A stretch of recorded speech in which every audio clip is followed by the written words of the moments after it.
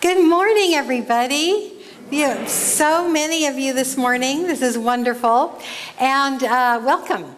I'm Reverend Karyl Huntley, and I would especially like to welcome everyone who is here for the first time or back after a long time.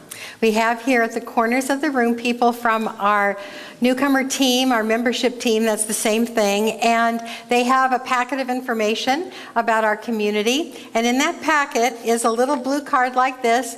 If you fill that out and give it back to them, you'll get some things, like a letter from me, and immediately you'll get this little book, How to Speak Science of Mind, and it's very readable and wonderful. So all you need to do is raise your hand if you're here for the first time and would like our packet. So anybody here for the first time that would, don't be shy.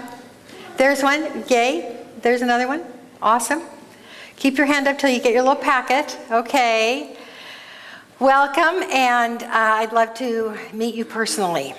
So here we are with our 2017 theme about values. A values-based spiritual living, and every week we look at 3 different values, and you are encouraged to find a value that you like. It doesn't have to be any of these 3, but on your bulletin here there's a little place for you to say living my values, and you could just say, you know, I really need to work on kindness this week because people have been unkind to me, so I want some kindness and I can generate it, something like that, and then just see what happens. So we have a report here. It's an anonymous report. The value is sharing, and specifically it's sharing the road. And this involves the Highway 37 closure and the detour to Atherton Avenue, and how some cars cannot get through because there's too many cars going in the places where there aren't lights. So this person, remembering our values and remembering sharing, stopped and probably annoyed many people behind her, but many other people got to go in, and this is what this person said. For a total of about 60 seconds of my life, I got to give a dose of good feeling to 10 plus people. So there you go, very wonderful. This is one of the things we are actually providing for you if you would like to use these values. This is the wonderful Stairway to Enlightenment done by Jet Walker, and at the bookstore you can, these are sample values, you can put them on the steps, a little write-up about how you can do it, and we would love to hear how each one of you is using this. This month our theme is diversity and inclusivity. So that means that the inclusivity of the infinite presence that we call God really is never ending. It is all encompassing. It includes everything in the goodness of God. So the diversity, all the many manifestations of God are included in the allness of God, and all this month we are trying to hold, especially, of course, those aspects of God that, you know, are real problems for us. And it's us that has the problem. You know, God does not have the problem of including everything. So today we're talking about how we judge ourselves, and how we have a lot of places inside of us that we don't really like, and how we handle that, you know. Actually, the first song we sang, I Love Myself the Way I Am, and all about the rage and the fears and the tears and loving ourselves anyway, that is the message. That's why that song was chosen. And then the song that Suzanne chose is perfect about being inclusive of ourselves. So this is a talk, I'm going to preview it, that you might not feel so good in parts of it, but you will feel very good at the end of it, okay? Will you all hang in there with me? Good. Nobody leave. All right. So the values that we're holding today are, first of all, of course, self-awareness, because we have to be self-aware in order to find those places. The other ones are accountability, and then, of course, compassion. So the experience of oneness within ourselves is what we're striving for, including not one of the selves in there, not the misbehaving little 5-year-old or the experimental teenager or the unskilled worker that started out and the business failed, whatever. All those parts of us are worthy of loving. So the first step to knowing and accepting others, which is a part of inclusivity, is to love and accept ourselves. Now, for some people, we have to love ourselves first. For some people, it's easier to love other people first, but the idea is to love everybody. Me and you. So you can, and you would say you and me, like that.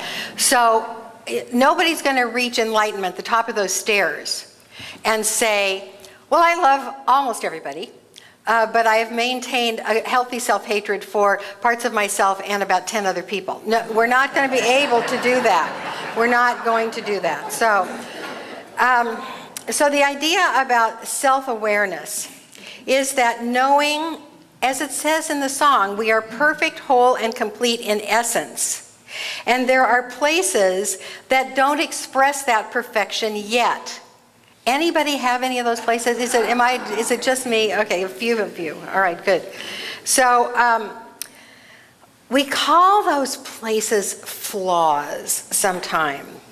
I like to call them a couple of other things. I like to call them unskilled places where we immediately go to anger, or we immediately go to being self-centered, or we immediately go to being impatient. And it just involves conflict around us, and then we feel bad. Another word that I use for that is unhealed places. So maybe as a little one, you were told that you're worthless, or that like the baby when the baby's sleeping and rocked in the arms of God, and they just get to be a toddler, and all of a sudden they're hell on wheels, right? And if you were told that, you have perhaps held that, and that's a lie. So that is an unhealed place.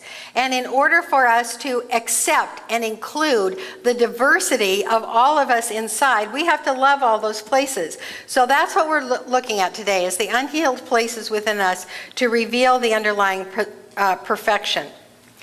So as metaphysicians, anybody that's been in here for a while, when we talk about being perfect, whole, and complete, and we hardly ever talk about guilt and sin and recrimination and self-condemnation, we never talk about those things as being good things. So when you feel those things, when you feel guilt, or when you feel self-recrimination, at one step along the way, we try to bury them because we're perfect, whole, and complete, so we can't feel those things. But have you noticed that the unskilled places or the unhealed places are still there? And they rear up sometimes at the most inopportune moments. So we still have the disappointed parts that have not been heard or included. And we still have buttons that when activated, we act like a crazy person. Or we wake up at 3 in the morning and we have fear and can't go back to sleep.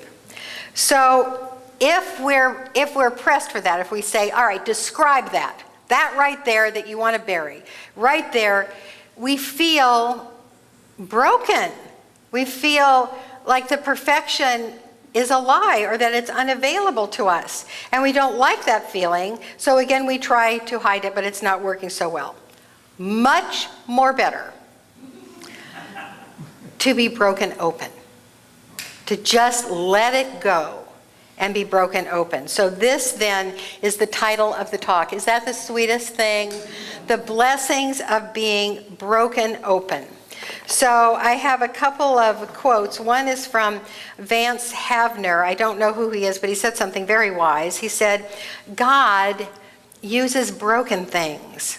It takes broken soil to produce a crop, broken clouds to give rain, broken grain to give bread, broken bread to give strength.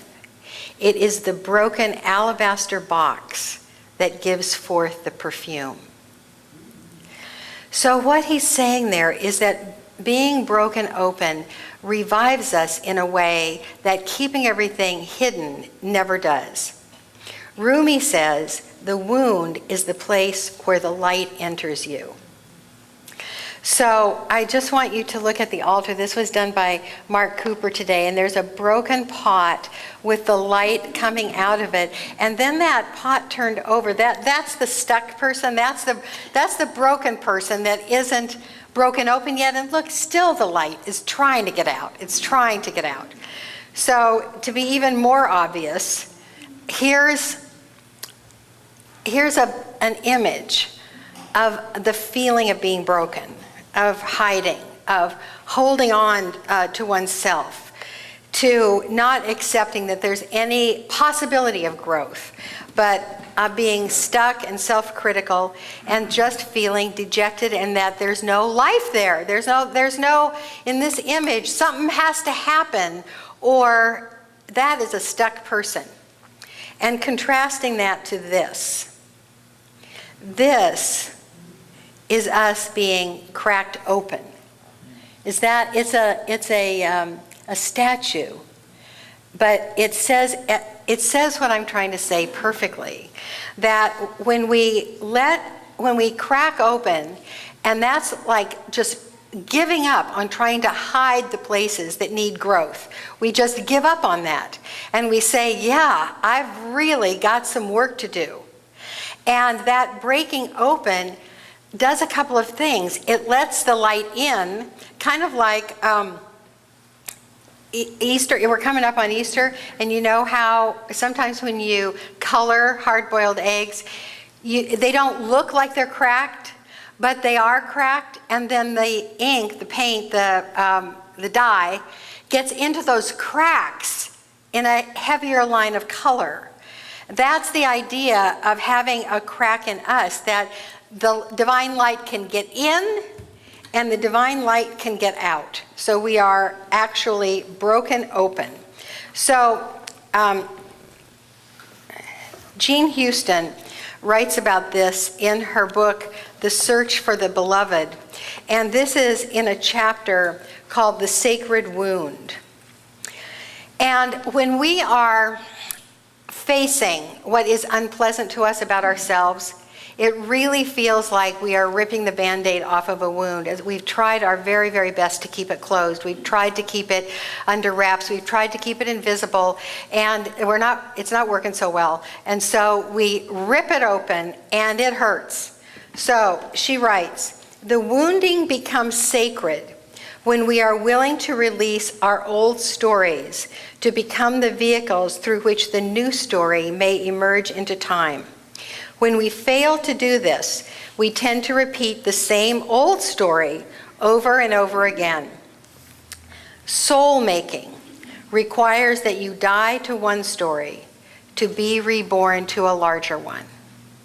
So the story that we are wanting to die to let go of, is either the lies that have been told to us by our family or the lies that we have told ourselves that we just aren't fixable. The operative word in all of this is open, because that means we are movable, we are teachable, we are flexible. And so it means that we establish an ease with declaring shortcomings. It's kind of like that's our learning edge, and so we lean into it. In the textbook, Dr. Ernest Holmes writes this. And this is actually in the very back of the book when he is describing in metaphysical terms the teachings of the New Testament. And this is about a verse that is about confession. This is complete removal and erasure of all mistakes. How could it be different? God is of pure eye and perfect mind. He is perfect spirit. When we enter this spirit and bear our souls to its great light, we loose our troubles and are healed. The confession of sins or mistakes helps us to let go of troubles and to feel that the universe holds nothing against us. So that's what we're looking for. And by confession, we're not meaning that you emphasize that whole something that some of us have come from about being sinners. But we are aware that growth is needed. So I have a growing edge, and in fact, it's been my growing edge for some time. I think I've made a little bit of headway on it, but I still need to work on that, and everybody in leadership knows it. And the shorthand is that Karyl is a people pleaser. That's kind of abrupt, but it's actually true. Ceci is always telling me, you have got to learn to say no. So what I realize happens is I do love to be loved. I do not like to be judged or criticized. That's true for everybody, but anyway. So what happens when I do not tell the whole truth, or when I couch things, or when I pretend it's a yes instead of a no, that's when things get all bollocksed up. And that's when I have to redo things. Or that's when people really get mad. And so the idea, if I'm unsafe, if I am not completely forthright, and I know that. And so you have my permission to say to me, are you trying to please me now, or is there another answer? You don't have to do that, and it's my job to do, but I'm just trying to tell you here that I know how this works, and you can tell that it's a place in me that I'm not glib about, so I'm with you on this. But what I know about this image, about this statue, is that she's cracked, but she's not falling apart. That is a whole being right there, looking pretty darn powerful. So I'm not falling apart. You're not going to fall apart when you face your lessons. And so shall we continue with how we do this? All right. So this is how to open up.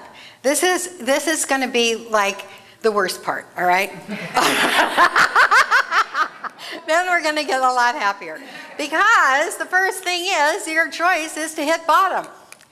Now, in order to open up, it's good to find a safe person to work with.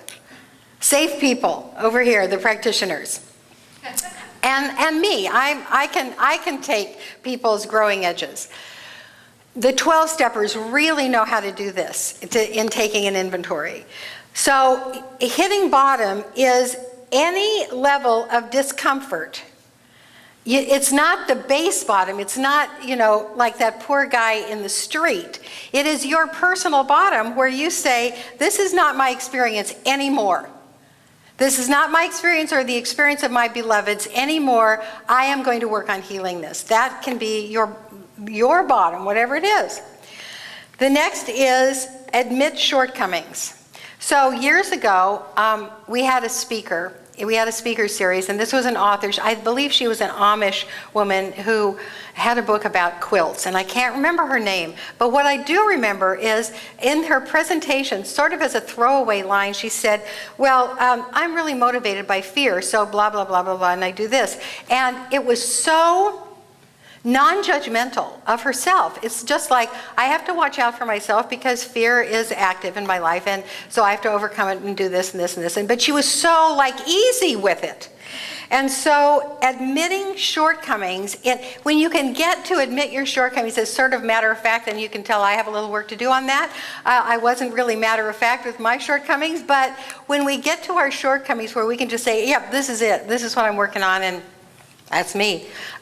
It's really freeing, And then this is another biggie. It's choose to be vulnerable. So at first, it can be very scary to undefend yourself. But it is the only way to learn that God is our ultimate safety. We cannot keep the edges together by ourselves. We cannot do it. And so in order to be vulnerable, the strength has to come on the inside, not the shell on the outside. It's the perfect image of that statue, where the light is the strength on the inside. And there's nothing on the outside. It's just strength on the inside.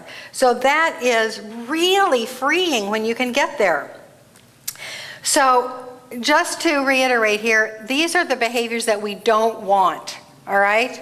This is keeping us defended, scared, stuck, and separate, and these are behaviors that don't work. And the first one is denial.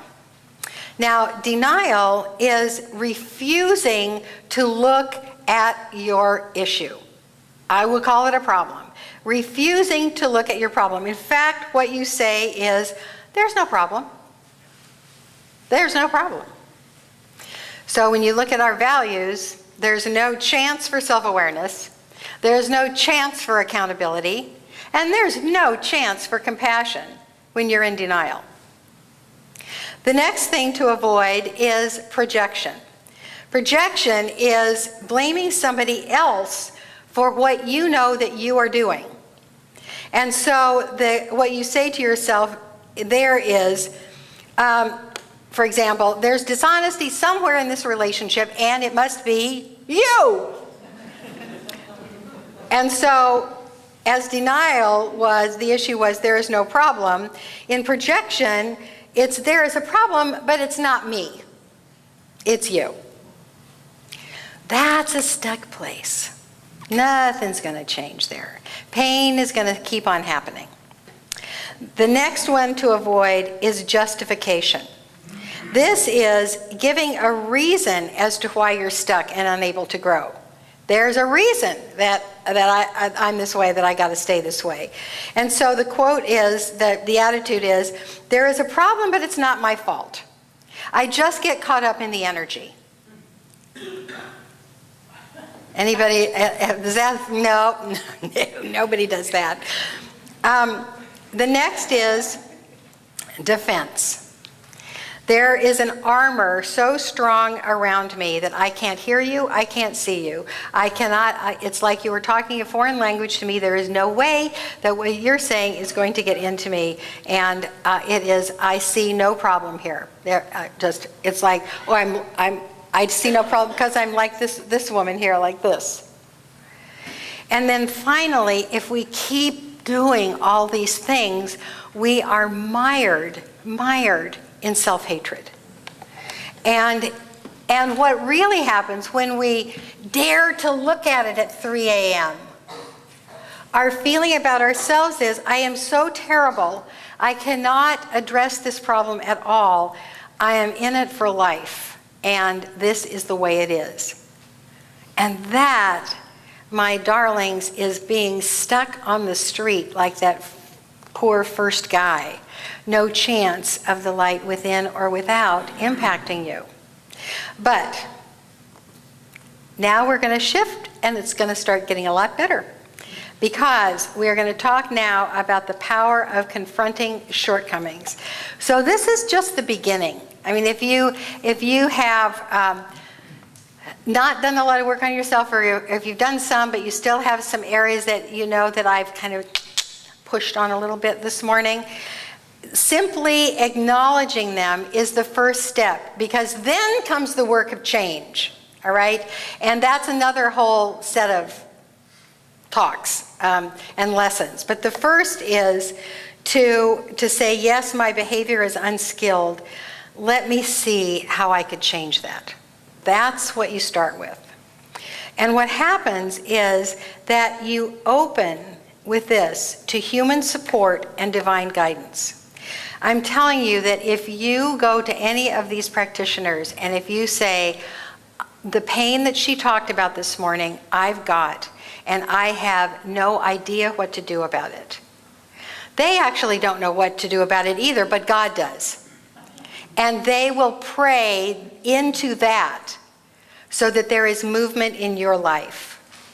So when you open to admitting unskilled places, you open to human support and divine guidance, and another wonderful thing happens. There is no bullseye on you anymore.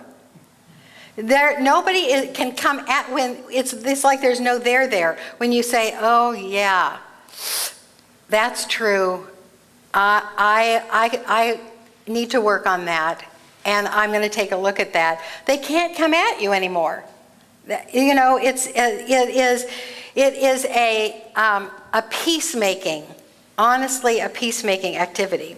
And also, spirit is activated in the textbook. It says, the universe holds nothing against us. No matter how many mistakes we have made, we are still perfect beings within, and the within may become the without, if we will carefully train ourselves to listen to the inner voice of truth, which speaks to us in our moments of quietness and solitude. So there is help on the way. The next is that you learn to feel safe in vulnerability. Being undefended is being totally free. That is absolutely the truth. That when you can't, when there's no place when there's no button to push, you are absolutely totally free. There's a verse in the book of Romans in the Bible where it says, cast off the garments of darkness and put on the armor of light. That's what that statue was about. Casting off the garments of darkness and putting on the armor of light. The armor of light is the protection of God and your own protection based on your own vulnerability, your safety in vulnerability. Because light lets the world in and lets you out, but there is sort of it's a divine protection. If something tries to come at you that is not of peace and tranquility, it is sort of bounced back by that armor of light. It can't penetrate. So learning to feel safe in vulnerability, and you know, that's why I said to go to a safe person, first of all, to talk about the growing edge for you or the painful, unskilled parts, because you want to feel vulnerable with somebody that's safe the first time. Then you can just open up and just say, you know, this is who I am, this is where I'm growing, and I'm right along with the rest of you here. Then what happens is that compassion fills our heart for ourselves and for others. Compassion is the natural outcome of a place inside that needs healing and accomplishes healing. That is the natural product of a healing, because you know what you went through to find it and to heal it. And so when you see it in somebody else, you can say, oh, wow, that hurts. And you are in compassion naturally. So I want to conclude with a poem by Rumi. And it's called The Guest House. And each one of us is the guest house. Rumi writes, this being human is a guest house. Every morning, a new arrival. A joy, a depression, a meanness. Some momentary awareness comes as an unexpected visitor. Welcome and entertain them all. Even if they're a crowd of sorrows who violently sweep your house empty of its furniture, still treat each guest honorably. He may be clearing you out for some new delight. The dark thought, the shame, the malice, meet them at the door laughing and invite them in. Be grateful for whoever comes, because each has been sent as a guide from beyond.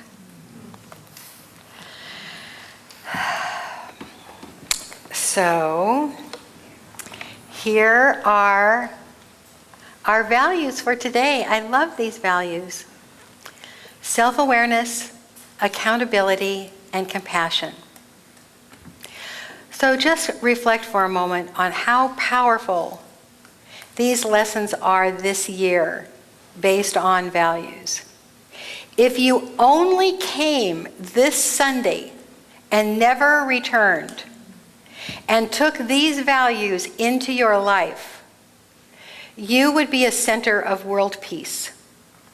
You yourself would be a little planet that emanates world peace through self-awareness, accountability, and compassion.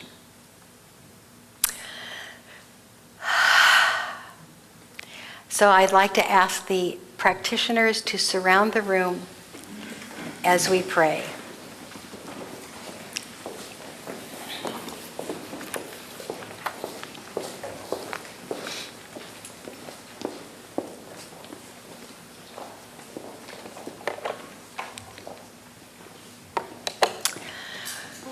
As we turn within and acknowledge that the light of God is everywhere present. And most especially today, the light of God is within me and within each one of us here. And it is twinkling out of us. No matter what our level of self-awareness, accountability, or compassion is, just like those little lights that are coming out from under that overturned vase, our light is flowing out of our eyes, our hands, and our heart. And so, I claim for each one here that a growing edge, an unhealed place, or an unskilled behavior is identified, and with the accord, with the yes of whichever hearts speak it, the light is magnified. The healing doesn't even have to have happened yet. It is the intention for the healing to take place that allows the power of God to go to work in each life, guiding, directing, piecing together, loving us into wholeness, so that the light is blinding as it moves from us into the world that is longing for the light that each one of us has, longing for that love and understanding that will heal all of the conflict. And so today is a good day for healing. Today is a good day for feeling good. Today is a good day for giving God free rein in our life to heal each one of us into wholeness. This I give to the law. The law has it. The law is making it. All each one of us has to do is say, yes, do me, do me, do me. And healing is upon us. I give my thanks and claim it. And so it is. Amen.